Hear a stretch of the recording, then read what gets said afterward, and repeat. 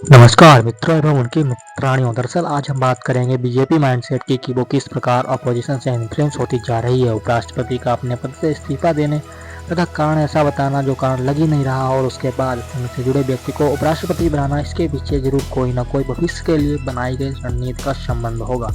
बात करते हैं वित्त मंत्री निर्मला सीतारमण जी की, जिन्होंने 2025 में पहले जीएसटी में इतनी वृद्धि कर दी और कि हर जगह से हर चीज में टैक्स ही टैक्स लगा दिया। जैसे अगर आप कुछ खा रहे हैं तो टैक्स, बेच रहे हैं तो टैक्स, और बेच कर जो बचत कर रहे हैं उस पर भी टैक्स, मतलब चारों तरफ से हाई टैक्स।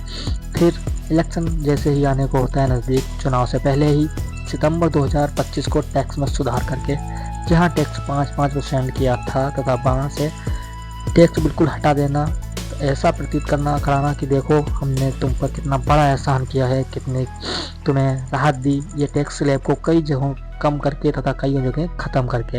अरे भाई, लगाया भी तो तुम ही ने था, तो हटा दिया तो कौन सा एहसान कर दिया।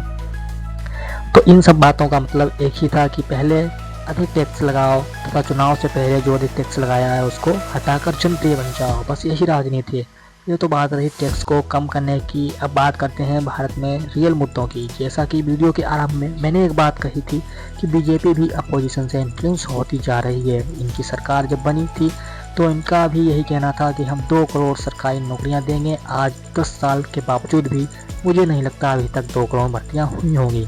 भर्तियों की बात को तो छोड़ ही दो, जो 10-20 भर्तियां आ रही हैं उसमें भी सही से वो उसको भी सही से नहीं करा पा रहे हैं और हर स्टेट में बच्चों को लाठी खाने पर मजबूर किया जा रहा है। और इस बात को ना तो सत्तारूढ़ पार्टी ही समझ पा रही है और ना ही विपक्ष, ना ही ये मुद्दा गंभीर मुद्दा बीजेपी को लग रहा है और ना ही कांग्रेस को, क्योंकि बीजेपी की यह अब सभी लोग राजनीतिक धर्म के आधार पर कर रहे हैं और इसमें भी गलती हमारी ही है, क्योंकि हम वोट डालते समय सिर्फ अपनी जाति धर्म देखते हैं, ना कि शिक्षा व्यवस्था। इस प्रकार भारत में वर्तमान में कोई ऐसी पार्टी है ही नहीं जो शिक्षा को महत्व दे। राहुल गांधी जी सरकार बना सकते हैं यदि वह इस प्रकार छोटी चीजें जैसे वोट चोरी और भारत जोड़ो यात्रा की बजाय छात्र और शिक्षा के लिए यात्रा निकालें तो शायद कुछ संभव हो, लेकिन सिर्फ यात्रा ही ना निकालें बल्कि उस समस्या को ख़त्म भी करें। क्योंकि मुझे ऐसा लगता है कि दोनों पार्टियों ने शिक्षा व्यवस्था को प्राथमिकता ना देने का और समस्या ना समझने का भ्रम पाल लिया है और इस वजह से हो सकता है भविष्य में भारत को कुछ बुरा परिणाम भी झेलना पड़े।